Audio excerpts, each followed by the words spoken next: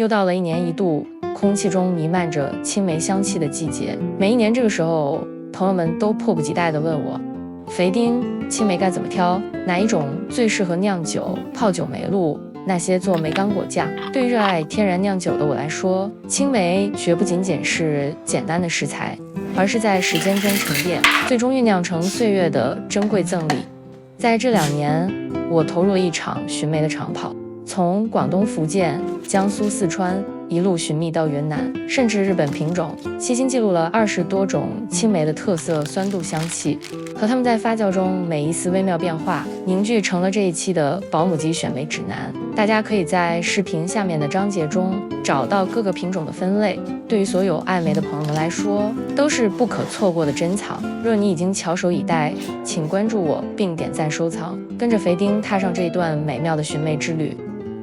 我先分享一些有意思的品种。福建的小白梅主要生长于诏安的农场，清明前后是最佳采摘时期。果形虽小，十分容易剥皮，咬下去汁液四溢，酸香平衡，味道温和含蓄，微酸中带着一丝微苦，风味挺特别的，氧化的速度不快，一旦转黄，浓郁的梅香扑鼻而来，与生时的清新对比鲜明，适合我的冰糖版青梅露和高糖泡酒。在4月中下旬，有几个品种虽然产量不多，但风味却让人难忘。福建白粉梅，果皮上那攀比喷上去的紫粉色红晕，就像是一位艺术家随手一画，酸味清新雅致温和，像它的颜值一样优雅。表面有点薄薄的绒毛，完全没苦涩感，果肉厚实，核小，汁液适中。青果黄果味道和酸度分别不大，特别适合一梅子露、泡酒、发酵酿酒。接下来是广东老红梅，4月下旬成熟，这是一个野生品种，是我在25年买的酸度最高的，我觉得比青竹梅更高一些。阳面的紫红色绚丽漂亮，果尾有小沟，切开后是心形的，很可爱是不是？吃起来有明显的杏香，未熟的青果酸味重，更清澈，适合腌梅干脆梅。成熟转黄后香气更浓，甜味多一些，可以酿酒。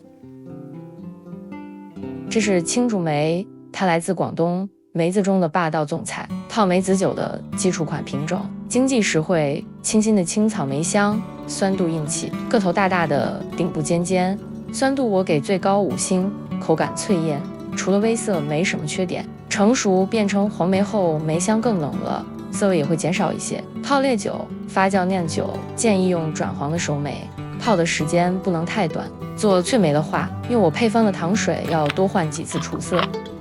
青竹梅成熟了就是黄梅，其实黄梅没有单独的品种，成熟度够的青梅或者阴之梅都叫黄梅。一般青梅和阴之梅都是6到7成熟采摘，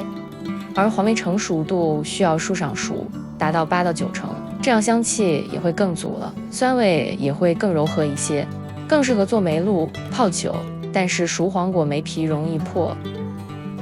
胭脂梅可是真正的果梅品种哦，市场上有些人会拿普通的青梅晒红来冒充。胭脂梅外皮是黄绿色，下阳面带有明显胭脂红晕，而且红晕比例高，过渡自然，不是涂抹上去的感觉。成熟后带有类似水蜜桃或杏子的蜜香，香气是诏安青梅里最突出的，酸度偏高却柔和不刺喉，酸甜平衡的很好。未完全成熟的时候微涩且容易化开，7分熟以上色感几乎没有了。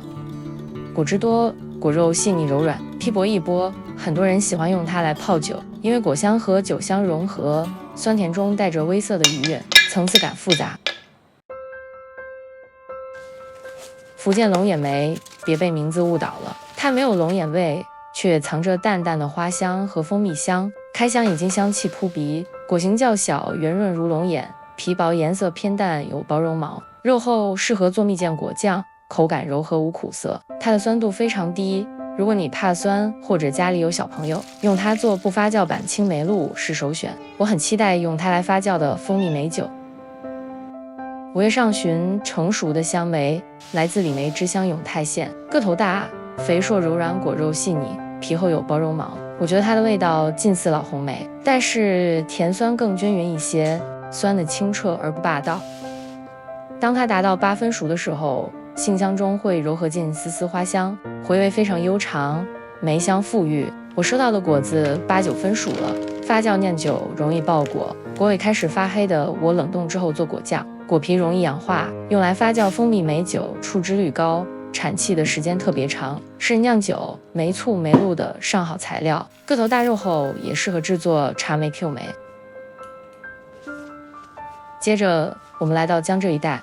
一开箱差点香晕过去，苏州紫金梅简直就像大自然的调色盘，一颗果子里面有黄红青紫4种颜色，闻起来有种甜甜的苹果香味，咬下去能感觉到水蜜桃、李香和花果香。我最先感受到的是接近里的酸味，然后慢慢转为甜味，酸味在喉咙里留得特别久。我也是第一次吃一颗梅子尝到多种味道，口感真是独特。酸度跟果色有关，青色部分酸，黄色甜，而紫红色部分甜酸刚刚好。果皮不算厚，还有点绒毛，肉质柔软，果皮抗氧化力强。我酿的蜂蜜梅酒发酵的时候也不太容易氧化变色，发酵3个月了也没有明显发黑。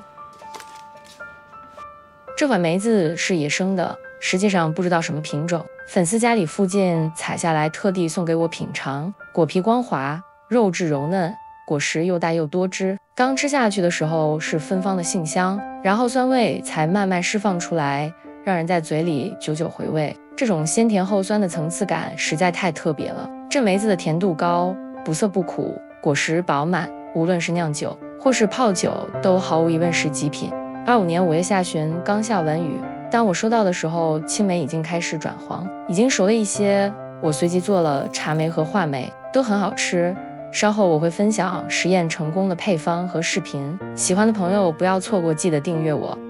这款紫红梅可真是可遇不可求的古老品种啊！因为新种栽培，古树被砍了不少，所以野生胭脂红梅的年产量大概只有150斤左右。这果子皮橙黄，带着红晕，皮厚，酸味主要在果皮里。鲜果放在室内真的超香，闻起来有点苹果和杏子的味道，但吃起来却不怎么香，酸味强烈，甜味不明显，果个小小，但是出汁率超高的。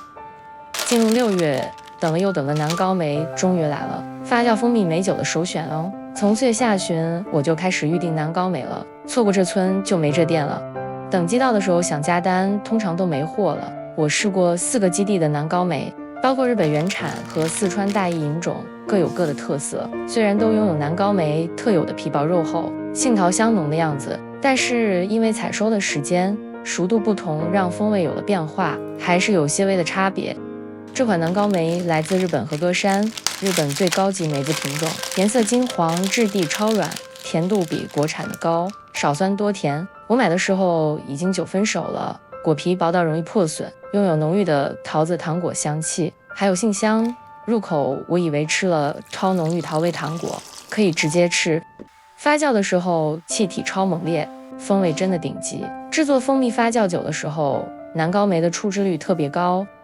第一次补糖之后，发酵罐里的果汁多到就溢出来了，我得换个大点的罐子才行。如果你追求甜美和糖果般的香气，非日本南高莫属，无疑它身价最高也最娇气。接下来这3个品种来自四川大邑，都是25年的，不是广告，但太多朋友问了，买过的店在小红书追踪名单上。第一个基地我选了直径最大的大果，最大的能到4公分，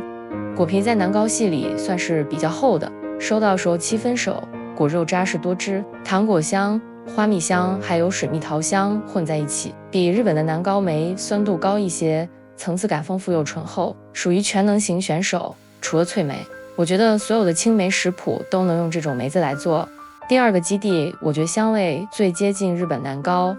花蜜和水蜜桃的香味浓得让人想咬一口，果皮表面有点毛茸茸的，入口圆润没有涩感，汁水巨多，浸泡时风味释放得很快，酸味不会让人觉得刺激，酸甜协调性极佳。之前介绍的品种都不适合空口吃，直到遇上南高梅，我才知道原来青梅也可以这么好吃。那一瞬间我茅塞顿开，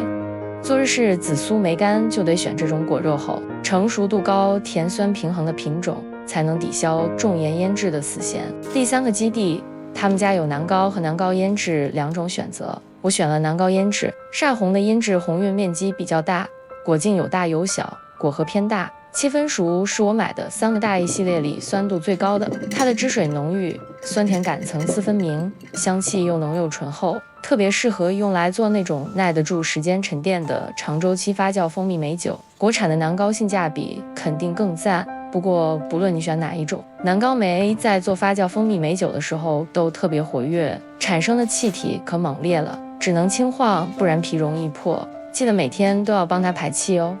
四川罂粟梅也是日本引进的品种，好几年我都错过了果期，25年我就特地加了好几个群，以防忘记了，也是挑了3个基地比较。前2个基地发货早，7分熟够验果肉炸实，最后一家只是晚了1周。南方天气热，坏掉的果子也变多了，我把坏的部分切掉，冷冻起来做果酱，可见成熟度对莓果的品质影响可大着呢。罂粟梅树种在日本已有1000年，未经改良稀少珍贵，外形神似南高梅，但罂粟梅没有绒毛，很光滑，果皮比南高厚有点涩，但很快化开，果蒂果核小小的很精致，果肉很细密，酸度比南高强，但甜酸比例均衡，虽然汁水较少，但香气层次更是复杂多变，一会梅香，一会杏香，桃香和花香都有，有点神秘捉摸不透。有一位店家这样形容，南高梅像是端庄大气的大师姐，罂粟梅就是古灵精怪调皮的小师妹。如果你喜欢甜味更明显、口感绵密的梅酒，或追求淡淡肉的梅干，选南高梅；喜欢酸度明显、清爽利落、尾韵干净的梅酒，或喜欢扎实口感的梅干，那肯定是罂粟梅。差点忘了5月中旬也等到我心心念念的日本紫姬梅。和苏州紫姬不同的是，日产的紫色更加深邃，不附官方的商标名字 Purple Pink， 是青梅界的紫色明珠，香气与色泽都极具辨识度。送来的时候大约6分熟，果皮是青色带着紫红色，我尝了一口，味道是清新的青苹果香，然后是花香，完全没有苦味，做脆梅肯定很棒。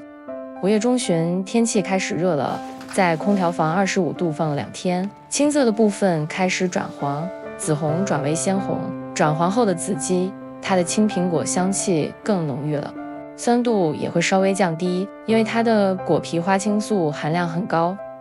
用肥丁的快速出汁泡酒方法，酿出来的酒液会呈现迷人的浪漫粉红色，完全没有人工色素，时间久了会变成金黄色。唯一的缺点是坐飞机来的，预算会高一些，人这一辈子总要为了热爱的事情极致的尝试一次。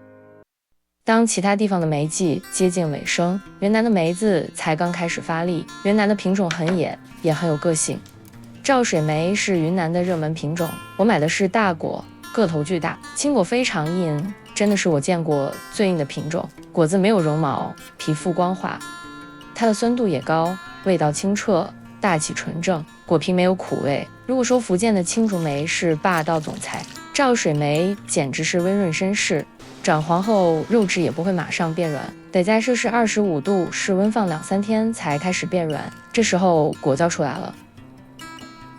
熟透的赵水梅，运气好的话还能闻到淡淡的桂花香，因为香气没有特色，泡酒酿酒会差点意思，但很适合做脆梅、剔梅、话梅等蜜饯。需要大量青梅榨汁浓缩的梅精，用赵水梅来制作性价比特别高。有些便宜的赵水梅用竹杆敲打的，外表看起来没什么损伤，但切开一看里面却有内伤，买的时候要注意是不是手摘的。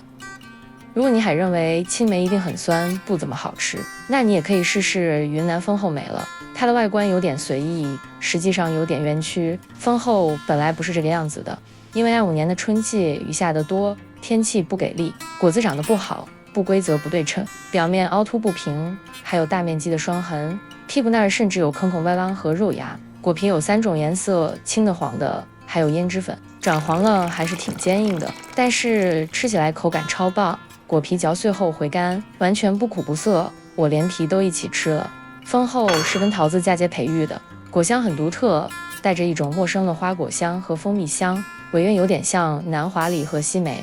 香气明显不同于前面腌制南高、罂粟。我已经开始期待它发酵成酒后的味道了。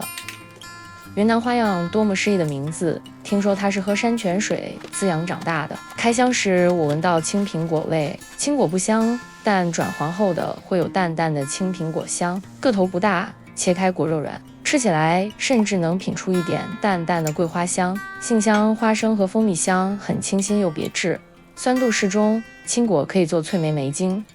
黄果做梅露，泡酒都可以，是温柔的味道。如果主流的品种吃腻了，那真的该尝尝云南的贵妃黄梅了。树上熟的黄梅，果实个头不大，果皮上带着如喷彩般的粉青黄三色，还有可爱的梅花点，果小酸度高，香气纯正而不刺激，果肉香软多汁，是制作梅子露、泡酒和果酱的优品。这是一种古老的品种，超级迷你，体型比福建的胭脂梅小，果实硬，酸度很高。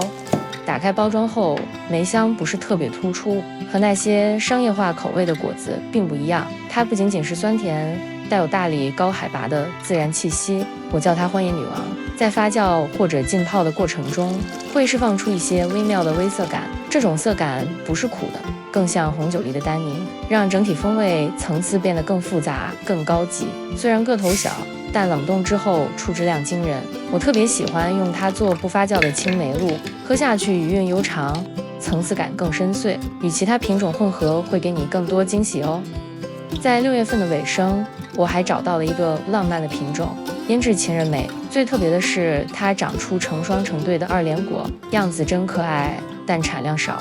可遇不可求。去年我买了5斤，里面只有几颗，一打开包装就能感受到那股纯净又浓厚的香气扑面而来，酸味又浓又清新，完全没有任何杂味。看看它的果皮，胭脂梅的浓艳版，黄金红特别鲜艳，果皮光滑，偶尔还会有几个俏皮的梅花点，屁屁那里还有一道深深的沟壑。果肉柔软又多汁，最好吃的部分竟然是果皮，香气超浓，特别好吃。最后要提的是岩梅，云南可是青梅的宝库，还有很多野梅资源，有树林最长的古梅树。岩梅的果实较小，香气狂野独特，酸度突出，外观与风味更接近野生梅的特征。果子上有青色、黄色和粉红色的斑点，等到6月下旬，成熟的刚刚好。岩梅的香气识别度也是很高的，开箱的时候我忍不住惊呼，吃起来酸味浓郁，有成熟水蜜桃的香味，还有杏香和花香。最让我惊艳的是用原梅做的黄梅果酱，层次感丰富，简直是味蕾的最高享受。每年的水果收成都不一样，例如25年雨水多，果皮上有大自然赐予的红梅斑点和烟熏妆，是来自梅树干上的颜色，叫做太阳斑。每颗梅子都有自己的脾气和性格，希望这个视频能帮你少走弯路，找到你心目中的梦中情梅。谢谢你们耐心看到这里，我会持续分享更多我私藏的青梅食谱，我们下次见。